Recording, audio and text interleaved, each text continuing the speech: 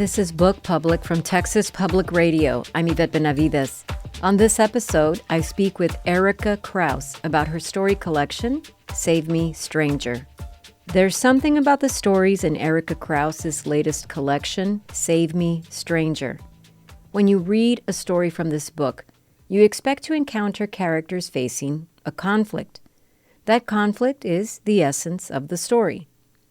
In Erika Krouse's stories, the characters are in extraordinary settings, like the coldest town on the planet.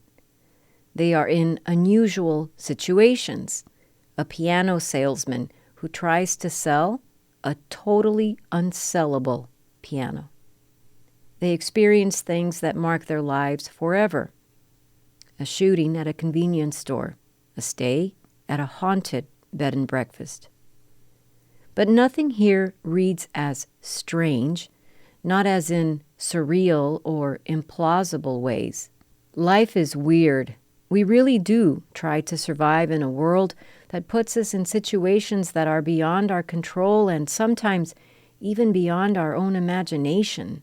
So how do we live, fall in love, make a living, have any modicum of hope, find our way through this reality, and survive it? Erika Krouse offers us visceral, haunting, achingly beautiful stories for the journey. I spoke to author Erika Krouse about her story collection, Save Me, Stranger. So I have a lot of questions about structure and organization, as you might expect, about a story collection, just because I love story collections, my favorite thing to read in the world. Really? Yes, even though I love everything, but I love story collections. Oh, Do you that's too? wonderful. Oh, yes. I love story collections. I love individual short stories. And I love novels and memoirs and poems and all the other things too. But I think story collections are pretty different. They're kind of like a wild beast that no one's managed to tame ever. Yes, that's so true. And I hear people out there say, "Oh, I only love novels," and I always think they're missing a point about. I mean, I love novels too, but I want people to sort of understand what the short story can do, because Right. it can do so much. But with Save Me, Stranger, what is the guiding principle for you in putting it together, in writing the stories or pulling the stories together? What was it for you? Was there something kind of guiding you as you worked on the collection? Yeah, I actually had no intentions of writing a short story collection again, but and I wasn't writing short stories. I can't really write short stories when I'm working on a longer work, like a novel or a memoir. But I had finished a novel and I was going to try another one, but then a friend of mine died by suicide, and it was very unexpected. He was part of my writing community, and I was supposed to meet with him the next day. So it felt like this total shock for me, and I also felt a sense of responsibility. I think the way many of us do, like maybe if I had said something even random, it might have changed things. Maybe it would have made him go a different way or do a different thing. And of course that's kind of ridiculous because there were much more impactful people on his life, like his wife and his kids, etc. So but I was left with that feeling. So in this weird mad rush of grief, I wrote one of the stories in the collection, but then I kind of got obsessed with the question, like, can we save each other? Is that possible? Is there such a thing as rescue? Is there, what's it like to be saved? Does everyone deserve saving? And I got very interested in the idea, and that kind of pulled me through from idea to idea. And I felt like I was kind of monkey barring my way through the logical stream, trying to find an answer and zigzagging around. And by the end, I don't feel like I don't feel like I have the answer, but I do feel like I have a way better understanding of the question. Oh, I love that.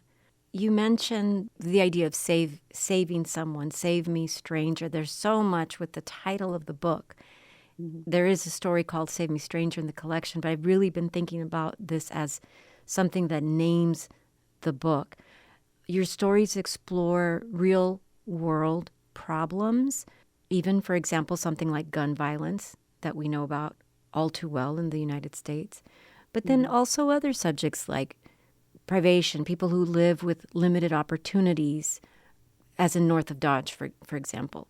Right. So I wonder if you can talk about, and that's just two out of, so many other things I could mention.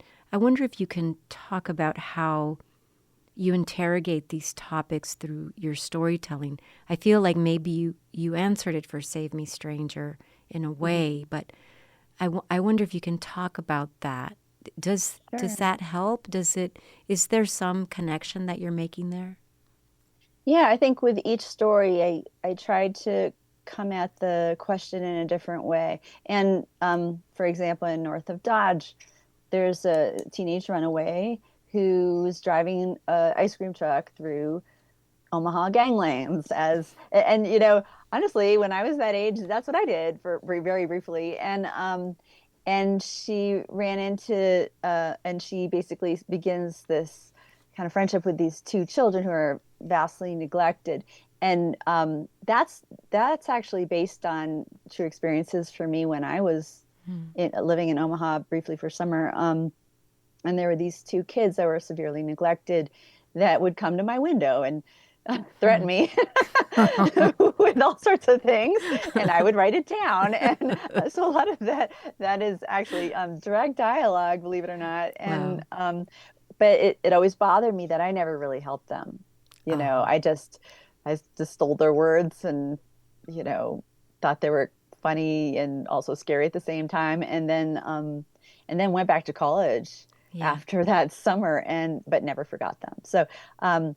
So there, I think stories can, for the writer, they can sometimes solve a problem that you've never solved in your life. For me, like I never helped those kids. I never did anything for them. In the story, I can change that. I can do something different. I can make a different choice. And I changed a lot of other things in that story. Not everything's true. I don't want anyone reading that and being like, wow, you. Wow, Erika Krouse.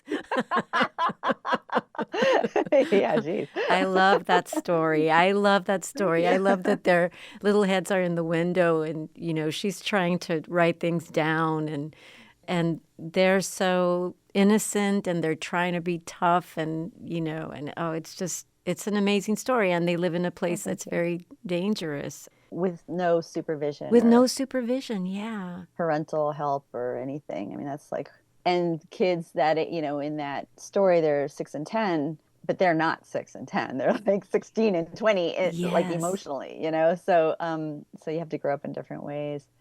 And, other ways I really like that stranger idea as well. Like, it's one thing to try and, save or rescue or be there for someone that you have an emotional investment with, but what about when it's someone you don't even know? So it makes me I keep asking the question, like, what do we owe each other? What do I as a human being owe you as a human being, even though we've never met? And where are the lines there? Because some people are black holes of need and you can get sucked into Mhm. that. So how do you preserve yourself and help others at the same time? You mentioned this idea of stranger, and it is like how we're all on this planet together. For example, in the story North of Dodge, I mean, these children they're strangers to this main character, and we all sort of, in this universe that you've created, they sort of comport themselves in ways where they seem people want to connect in some way. Somebody asked me here in the newsroom, I was, because I carry your book around. Thank you. You're like a billboard for me. I should pay you. And everybody wants to know, and the cover is striking and the title is striking. But he's a guy from Nebraska. So I said to him, hey, there's a story set in Nebraska. And so he wanted to know all about that story. And he said, what is the book about? What are the stories about? And I started to explain the first story and then sort of summarize the next one. And he was really listening. And I said, they're stories. So they're characters like Frank O'Connor's idea of characters in short stories where it's just all of us. They're just like all of us. They lose at things. They're looking for things. They're on the hunt for things. They don't know what's missing. But they're plunked down in these extraordinary, strange situations. So I love playing with this word strange and stranger. Mm-hmm. For example, in the first story, we're in like the coldest place. I had to like put on a sweater every time I've read this story. I feel everything frozen. I've ever read about that place. It's so fascinating to me. The coldest town on earth. The coldest place. And then you have these other, and it's not that they're implausible, fantastical situations that these characters are in. You're capturing a moment, like the piano salesman who's, mm-hmm. Trying to sell his pianos, and he takes this customer to the back room, and I don't want to say too much more, but it's like this extraordinary thing. An unsellable piano. Oh my gosh. That's perfect. Too, exactly. Right? Yeah. So I love the idea of strangeness as maybe connected to the mystery of human beings, right? This is what I love about short stories is that, as you said, we find more questions than answers, but we remain mysteries to each other. And I feel like that's such a connection. And we're always sort of grappling with solving the mysteries, but we never really will. And so we just keep reading. We just keep reading the stories. I also like I wanted to play with that idea of different people from different places. If you, for example, I used to live in Japan and I was the stranger in Japan, right? And people were, there were customs that were strange to me, right? But at the core, everybody's dealing with the same heartbreak and the same sadness and grief or loss or whatever they're dealing with, right? Or joy sometimes, right? So I wanted to set the book in lots and lots of different places to sort of show in different situations that you would only find in those places. Mm-hmm. Like the situations in Oymyakon, Siberia are very different from the ones in a Tokyo suburb or Bangkok or wherever. So I wanted to show how we're impacted by these strange situations, but in ways that we can relate to. I wanted that to come through too. That like, oh, well, I might, in this situation where there's this bad choice or that bad choice, I might make a similar choice too when there are no good, when there are no good ones. I see. And this is another thing about playing with this word stranger. For me, all of the different places, and I know you've lived in different places, and I picked up on this idea about Tokyo and Nebraska and Colorado and all of these places, and the pole of cold, the coldest place ever, and I kept wondering about this idea, but yes, they all seem to, as you say, they're all in different places, and there's a fish out of water quality too that I'm drawn to, even in Pole of Cold, where Theo is a fish out of water, and we're sort of looking at this space and the story through his eyes, and kind of falling in love too. And it's so cold there that his clothes fall apart when he's standing outside, right? And it's just like, how cold is it? And yet, when I've read that story and come to that part where his clothes are just like dissolving, they're just falling apart, it's so cold. He's still sort of standing there, and we're still sort of standing there with him and, making goo-goo eyes and trying to, eat the non-planned things, the things that he has to eat. So, brains and blood. The blood and I don't know. I love the idea of strangeness, strangers, and the truth. The truth is stranger than fiction, and I always feel like short stories tell the truest truths, and so we can handle strangeness as a very, very acceptable, expected, real kind of thing. I just Do you love like to travel for yourself and go to places where you're adrift? I do. Do you like that? Yeah. I do like sort of not knowing anyone. And Mm-hmm. and I've experienced I have not traveled very much, but what I've experienced, and I started traveling very much later in my life.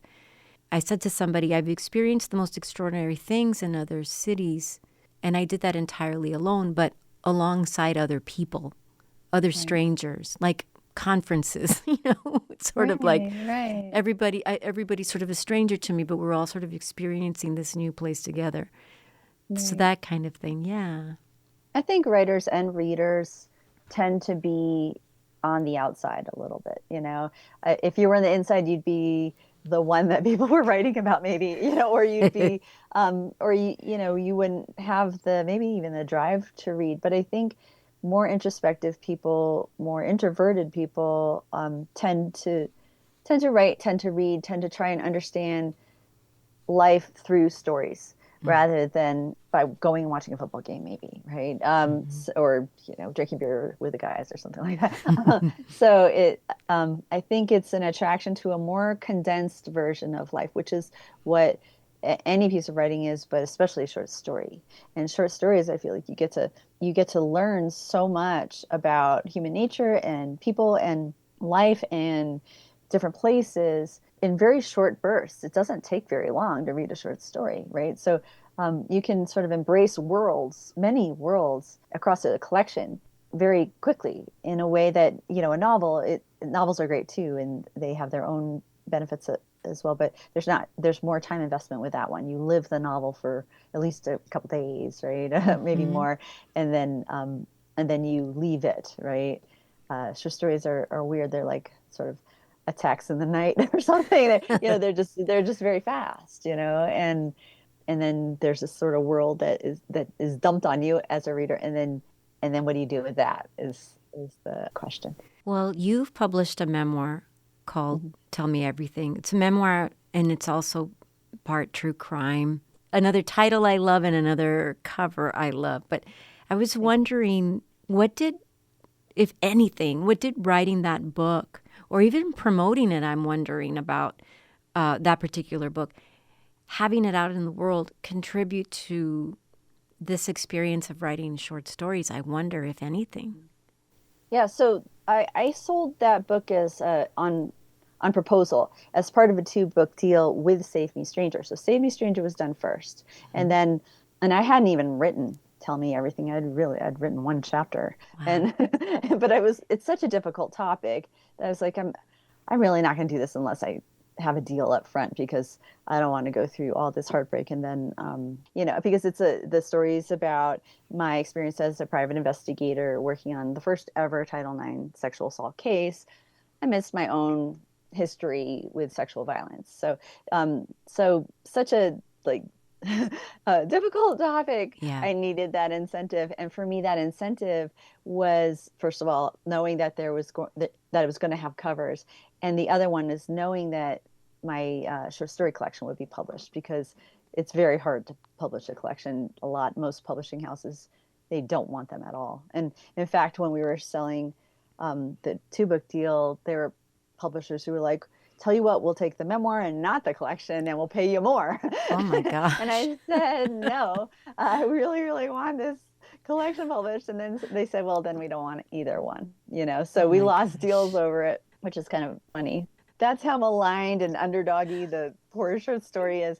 So I wrote the book. I wrote the memoir, and during that time, every book that you write, it teaches you to become a better writer, and also the world changes. So during that time, we went through such huge global and national changes.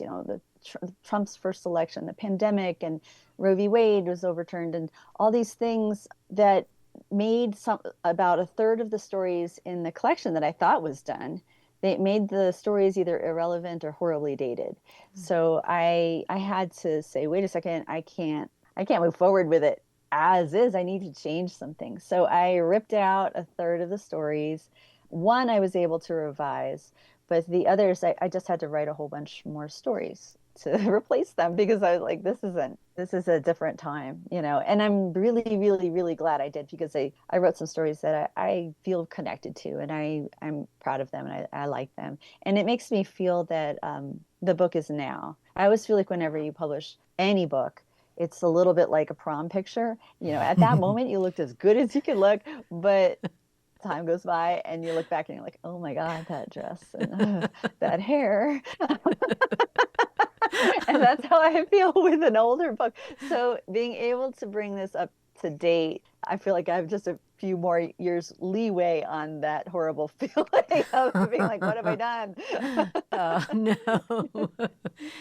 I think it's a perfect book for now, but I can see that I'll be rereading it down the road too. So, but what is it? Why? I've asked this question of so many writers. Why? Why is the short story collection so, as you said, maligned? Why doesn't there was a time when that wasn't the case, as we know, but what happens? Is the idea that they can sell a novel or a longer work, I guess?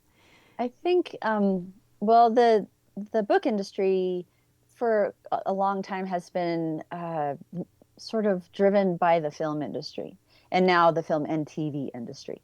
So if it's a book, there was the idea that this can turn into a movie, or and then now a book is actually the perfect size for a TV series, which is longer than a movie, right?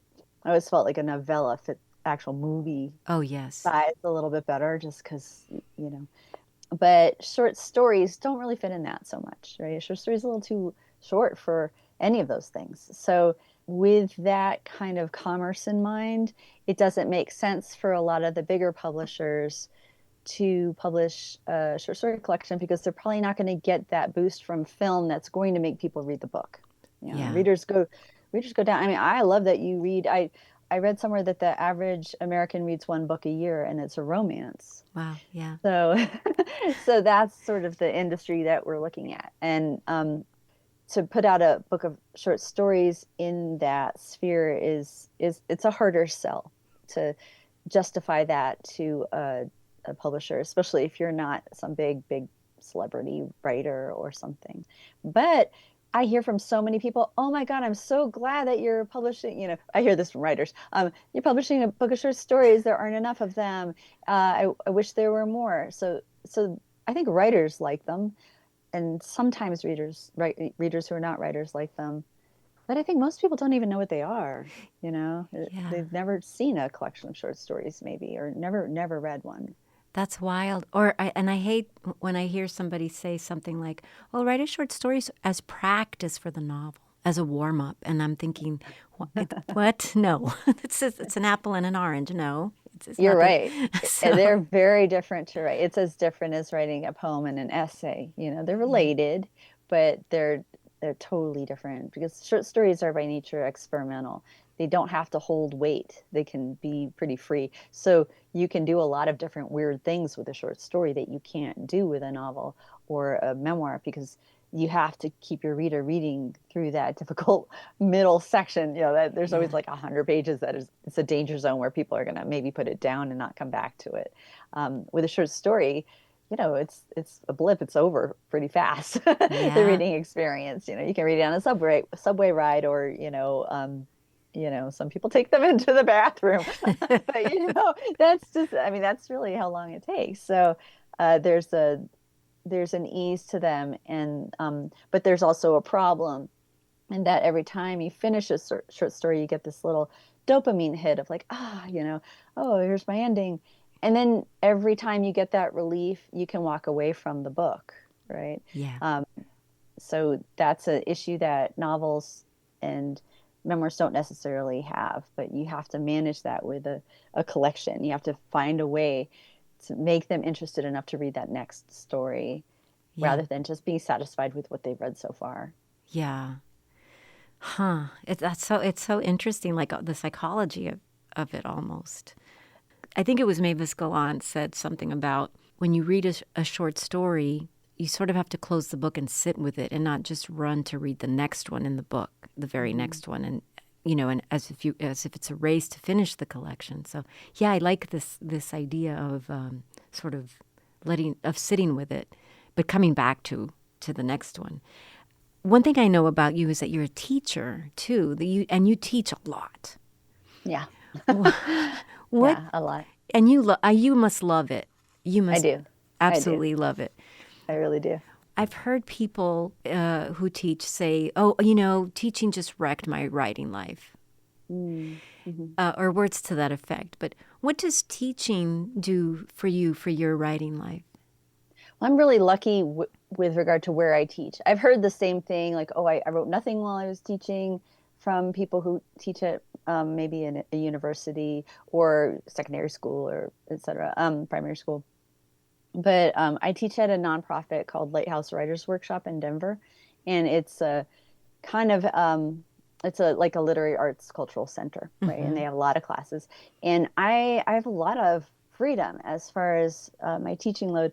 I teach in a 2-year book writing program that's cohort based, so I have 2 years of cohorts of 6 people each, and that's wonderful. But I only meet with them once a month. I do work for them Uh-huh. in the middle, but it's later than meeting with someone 5 days a week or 3 days a week, right? Yeah. And then I also teach maybe like a weekly class with Lighthouse, or two, maybe two sometimes. And so I do have a lighter teaching load in general. Now, again, I also don't have health insurance, so that's Oh it's gosh. contract work. So there's that. I think if I taught more, I would probably experience what you're talking about. Mm-hmm. Um, but I also do client work, and again, that's more limited time than something where like I'm commuting to work every day. Right. I think jobs in general do interfere with writing. It's just time, Yeah. time takes away from what you're doing.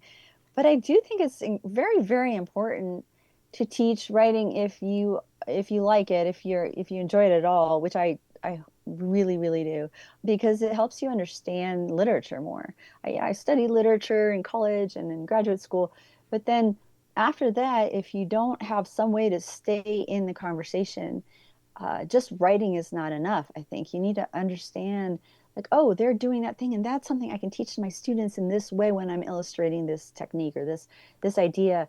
That's kept me on my toes more, and it's helped me become. I know it's helped me become a much, much better writer. So, and also just to be surrounded by other writers all the time is great. You get to a place where you think like, oh, that's normal. Everyone's a writer. That's how people are. They write books. But then I kind of step away from it for a little while, and I'm like, oh, that's right. Most people do not do this. Most people think this is actually kind of weird. So I need reality checks. But teaching, I'm very careful about my teaching, Mm-hmm. because you have a lot of influence over a writer when you're teaching them about writing, because this is, as important as writing is to me, that's as important as it is to them. This is their special thing, and you can mess that up for them so easily. So Yeah. so you have to be very, very conscientious, but you also have to give them things they can use. So I find it a huge intellectual challenge working with students and clients and client writers, Mm-hmm. on a one-on-one or in a small group basis, to help them get over whatever blockages they have to take their writing to the next level. And I've seen the results. Some of my students have gotten books published and big book deals I can't get, frankly. So that's incredibly gratifying to see Yeah. them take off. And I can't take, I wish I could take full credit for that. That's most of the time those students, they're incredibly dedicated and hardworking, and they just, whatever they get, they're able to use. But it's fun to have a hand in it, and to see it Yeah. firsthand. So yeah, I think writing is very solitary in some ways, but it's also community oriented. Unless you are involved in a writing and reading community, you're just scribbling on pages and it's making little marks.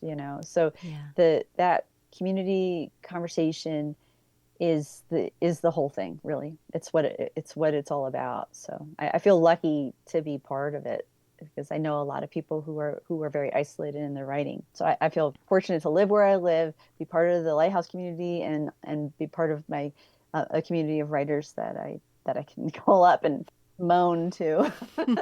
And I like this idea about some people who are writers, they embrace Mhm. the whole idea of solitude. But yes, at a certain point, I do feel I agree with you that a community of writers can really make a difference.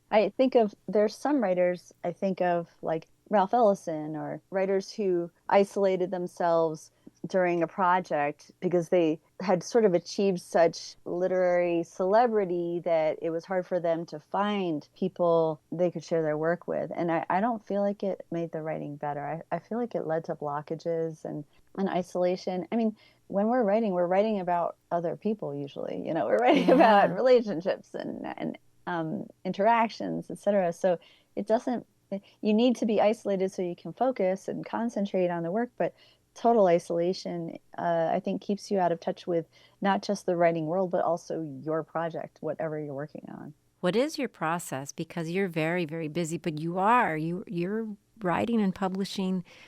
Do you write every day? Are you always sort of taking down notes and scribbling in a notebook? And I know writers who really thrive off of that, write every day. They'll get up at 4 in the morning and write every day until 6 or 8 or whatever. Whereas I never do anything the same 2 days in a row. I hate that. If I have to even make the same drive I'll start to notice I get depressed by day 3. So it's just this part of, I don't know what it is. It's very spoiled of me, I guess. But I hate routine very, very much. So I like to sort of cheat on my process, like I'll be working at my desk, and then I'll like cheat on my desktop with my laptop, and I'll write somewhere else, and then or I'll but I don't write every day. I write when I have something to say. And lately my ideas have gotten bigger. I'll write when I have a book to say, and then I'll write mm-hmm. obsessively. Uh-huh. And I'm not saying this is something anyone should emulate, but I've had long periods of time where I would get up on my quote unquote writing days, and I would get up at 7 and I'd start and I'd end at 7 in the morning, and I end at 10 or 11 at night. Mm-hmm. And I know that sounds horrible, because it is horrible. That's a horrible way to be. I don't think anyone should do what I do. I think But they wasn't should it do it. also delicious and good? Yeah, yeah. It was like being on a bender, but for, let's say, for a year, Yeah. like a year's bender. That's how I wrote my memoir, because I was like, I don't want to write this Oh, yeah. really hard book for 10 years. I won't be able to, Right. I was like, and luckily I had a deadline. I was able to, and I was like, for me to make this really, really, really impossible deadline, I have to have this ridiculous life for a little while. I think with shorter work, I'll just kind of get obsessed with a short story for a little while, and I'll just think about it all the time. And, I fall asleep imagining it, and it's just this world I want to be in for a while. And then once it's done, and I send it off and it's published, and luckily, hopefully Mm-hmm. published, then I can sort of let that go. And that's a part of something that I needed to work out, and then it's done, Yeah. So I almost have this amnesia after each time, where I feel like, well, I wrote that story and I'll never write a story again, because I don't even know what happened. I know I worked, and I know I worked in a very deliberate and technical way, but I don't have a memory of it. It's strange, Wow, So yeah. when I look back, sometimes like I'll look back on an old draft. It'll just be in a weird place, and I'll open it for the heck of it. I'm like, I have no recollection of writing any of this stuff. This is so foreign to me. This Isn't that whole this whole funny? document is, it's like someone else wrote it, but I know it was me. Like this weird like wiping clean of the hard drive, and then it creates a issue the next time I write any project, whether it's long or short, because I'm like, I don't know how to do this. It's almost like I'm reinventing the process every single time. But again, I think that's part of that earlier issue, that I really hate doing the same thing twice. You're making something out of what was nothing, and it's a part of you, and you have to let it go and let it live in the world, right? Yeah. And what happens in the world, you have no control over. People can hate it. I've gotten angry emails from people, and people saying, oh, this is stupid, and No way. Oh my you gosh. know, but not usually. Usually Yeah. it's very nice, but or some weird review on Goodreads or whatever. So I think there's this sort of, you need to keep this a little bit of distance from the situation, or it can eat you up. But overall, I feel incredibly lucky to do this. It's not everyone, I've been in situations where I had to just make a living all the time, and I couldn't do it. So time is the enemy. Time is the thing that gets between people and their, and their ability to write their books, I think. You worked on Save Me Stranger, and then you were working on the other book, but on Tell Me Everything. But when you were writing those new stories, say, or even lately, has there been anything that was sparked by something very specific from Save Me Stranger that you're working on now, or that you think you might pick up in the future?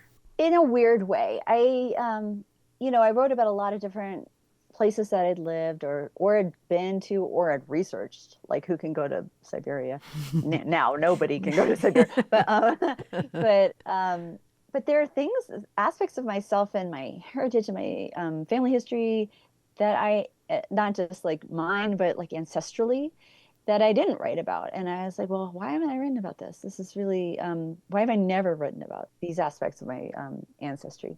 And because I descend from some really interesting people. I thought about it, and I've been, since my memoir, I've been blending fiction and nonfiction a little bit more. I've been trying to find that edge between. And nonfiction kind of opens up this whole realm. Whereas with fiction, you're limited to whatever's in your imagination, but nonfiction, you have the whole world, right? Yeah. You can draw from so much. Yeah, but I'm just one person and actually kind of boring. So if I look at the rest of the world, then the scope opens. So I am trying on this idea. I'm not going to get too specific about it, but that sort of goes a little bit deeper into history. I'm thinking about writing some historical fiction, which I've never done before. So that's on brand for me, doing something I have no idea what to do. Oh, that's so good. That's my MO. That's so good. Yeah, and also maybe a mystery too, and I have no idea how to do that either. So it's my next, migraine. Oh my gosh. Some cluster migraines to come. Oh, something tells me you're going to find your way through just fine. Oh, thank you. What do you want people to think or understand just from reading Save Me Stranger? One thing out of many. Yeah, it's a great question. Well, there are two things that come to mind. The first is, even though it's a short story collection, I want people to have almost novelistic experience reading it. That's what I want. Yes. I'm hoping that by the end they have that kind of satisfaction when you've completely explored a novelistic idea, except this is a different idea. This is more a thematic idea. This is more, through all these different voices and different lives. But I want them to have that feeling of like coming into the space of the theme. And to that end, I hope that there's more a feeling of being connected to people, to strangers, to the world outside their immediate sphere, perhaps by empathizing with someone in Alaska that they never, a euthanizer in Alaska who's 65 years old or whatever, like that, maybe that's not them, right? But they think, oh, well, that's kind of how I would be too. And maybe, who knows, maybe that kind of empathy might influence someone in their life and make them more willing to reach out a hand, because I think we all need a little help sometimes. So to be more empathetic toward each other and be more willing to be in community, especially in a time like now, so divisive. I do think we need to come together. Erika Krouse, thank you so much for your time. I'm so happy to get to talk to you. Oh, I'm so happy to be here. Thank you so much for having me. I really, really appreciate it. Thank you. Erika Krouse is the author of the new story collection, Save Me Stranger. It's published by Flatiron Books. This has been Book Public from Texas Public Radio. Jacob Rosati composed our theme music. Dan Katz is Texas Public Radio's news director. I'm Yvette Benavides.